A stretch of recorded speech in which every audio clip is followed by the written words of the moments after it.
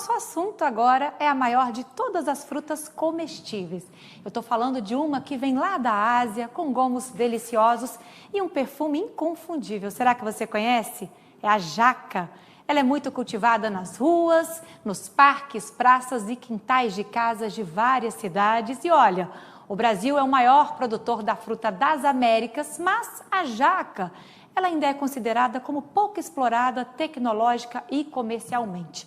Mas aqui no Distrito Federal, isso pode mudar graças ao trabalho da agricultura familiar, muito atenta aí a uma demanda de um público específico, os veganos, os vegetarianos. É assunto que a gente vai saber mais agora. Aqui ao meu lado eu recebo aqui no estúdio do AgroMais a Clariane Ramos. Ela é professora do SENAC, mestre em Ciências e Tecnologias em Saúde pela Universidade de Brasília. Clariane, seja muito bem-vinda, viu? Obrigada por estar aqui com a gente. Obrigada, Amanda. Eu que agradeço, né? Sempre a oportunidade. Uma boa tarde para o pessoal. Espero que seja muito boa nessa nossa primeira vez. Ah, vai sim, vai ser sim. A gente tem muito o que conversar. Eu queria que você contasse primeiro aí, começasse falando quais são as características dessa fruta e quais são as propriedades nutricionais. Por que a jaca ela tem ganhado tanto espaço? Amanda, eu costumo sempre iniciar, quando eu vou falar da jaca, das injustiças que a jaca já sofreu. Então, a jaca ela é bastante ainda vista com certa desconfiança por alguns comensais, pelo seu cheiro característico, né? Aquele odorzinho, seu gosto também, que é muito forte, que é muito marcante. Então, a gente costuma dizer que as pessoas ou elas amam muito a jaca ou elas odeiam. Mas essa situação começou a ter uma reviravolta, principalmente aqui na agricultura familiar no Distrito Federal. Então, como você falou inicialmente, a jaca ela veio da Ásia, só que ela se adaptou muito bem ao nosso clima, né, ao nosso solo. Então, não só o Distrito Federal, mas ali a parte da Bahia, de São Paulo, na própria Amazônia a gente tem, né, um cultivo muito grande dessa fruta. E aí tinha antigamente uma certa ressalva, um certo achismo de que só seria bom cultivar a jaca se você fosse um grande fazendeiro, se você tivesse uma grande área, porque é uma fruta que a árvore pode chegar até 25 metros de altura. E como quem é aqui do Distrito Federal já pode ter visto, a gente vê a jaca nas entrequadras, no cruzeiro, no sudoeste. Então, depende muito do manejo, do cultivo. As tecnologias hoje empregadas, principalmente na agricultura familiar, permite até que a gente tenha pés de jaca em vasos. Então, isso consegue transformar vidas, né? Porque a agricultura familiar, ela teve, dos últimos 5 anos para cá, um deslanche muito grande. Porque a jaca, ela começou a ser vista como uma alternativa, como você mesmo mencionou, para os vegetarianos, para os veganos, né? Algumas pessoas nunca ouviram falar da carne da jaca.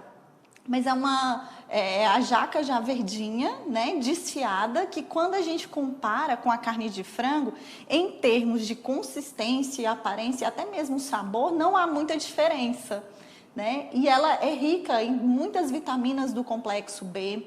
A gente encontra o iodo, né, que é extremamente importante, principalmente no desenvolvimento ali da questão da infância para a adolescência. A gente encontra fibras. E assim, ela acaba sendo muito versátil na nossa gastronomia. Então, ela vai muito bem desde pratos mais salgados até pratos mais doces, como geleias, compotas. E ela tem sido muito divulgada nesses últimos tempos dentro da gastronomia aqui do Distrito Federal. Muito legal. Então tem gente que não come carne, não come proteína animal e aí faz a sua refeição usando a carne da jaca, que fica um bifinho muito parecido com frango, é isso? Isso. Ela vai muito bem nos risotos, estrogonofe, coxinha, né? Acho que o que a galera em casa pode conhecer é a coxinha feita da carne de jaca, que se tornou bastante popular. Para você ter uma ideia da rentabilidade da jaca na agricultura familiar, geralmente o quilo de jaca pode ser encontrado a R$ 2, R$ 2,50. Já o quilo da carne da jaca, que já é a jaca onde você retira mesmo, né, do gominho ali a semente, você utiliza só o gomo, um pouco mais verdinho, desfiado, ele pode chegar até R$ 39,90 o quilo. Olha, quer dizer, mas é um valor aí próximo ao valor de uma carne no supermercado, né? Uma carne um patinho, enfim, um colchão mole, o preço de um quilo, a carne convencional.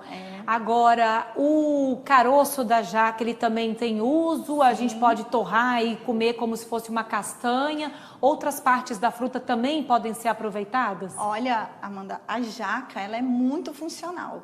A gente só não aproveita mesmo a casca, mas já há estudos para compostagem dessa casca.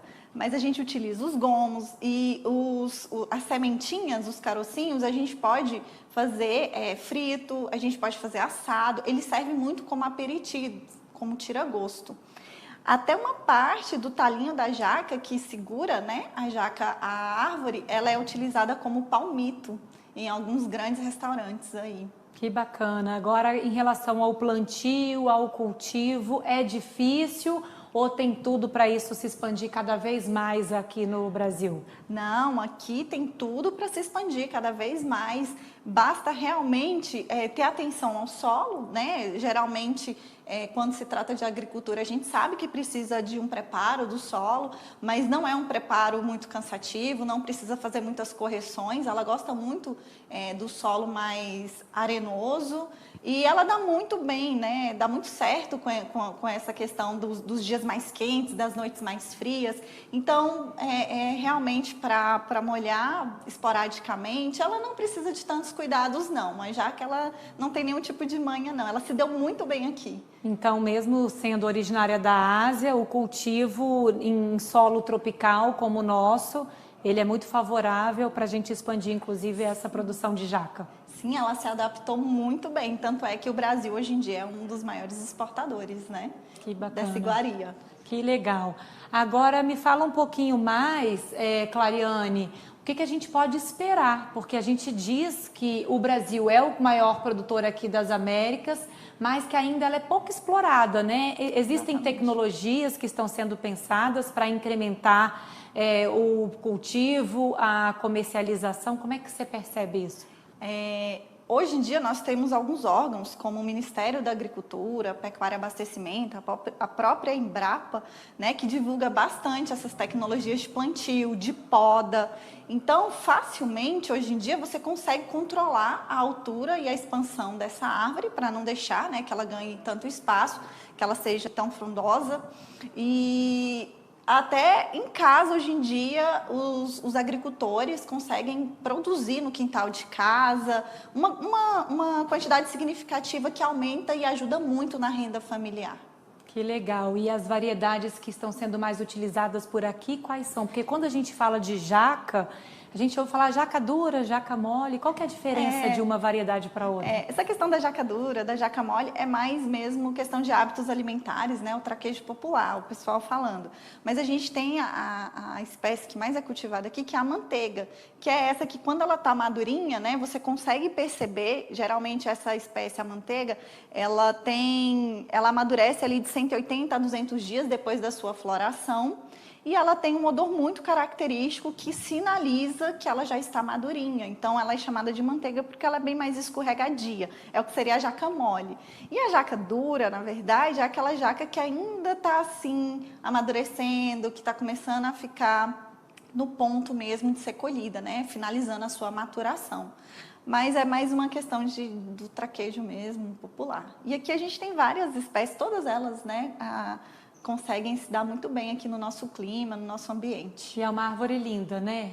Frondosa, que tem uma sombra enorme e com certeza mantém esse solo rico, esse solo ali bastante úmido, o que é muito bom, inclusive para outras espécies que são cultivadas em volta, né? Então, para um manejo aí agroflorestal. Até mesmo para o gado, né? Para o gado, quem tem interesse, sombra, ela serve mesmo. de sombra. O gado também gosta. Quando acontece de uma jaca cair do pé, a gente vê ali, às vezes, o próprio gado, o cavalo, né? Os outros animais, acaba que enriquece toda a flora e fauna, de um modo geral. Com certeza, muito bacana, viu, Clariane? Eu adorei a nossa conversa. Muito obrigada por ter vindo aqui, Obrigada, no feriado Amanda. para conversar com a gente, trazendo muita informação aí para você que é nosso assinante.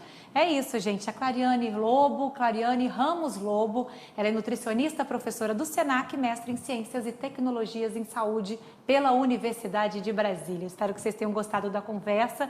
Clariane, muito obrigada. Até a próxima. Eu que agradeço. Tchau, tchau.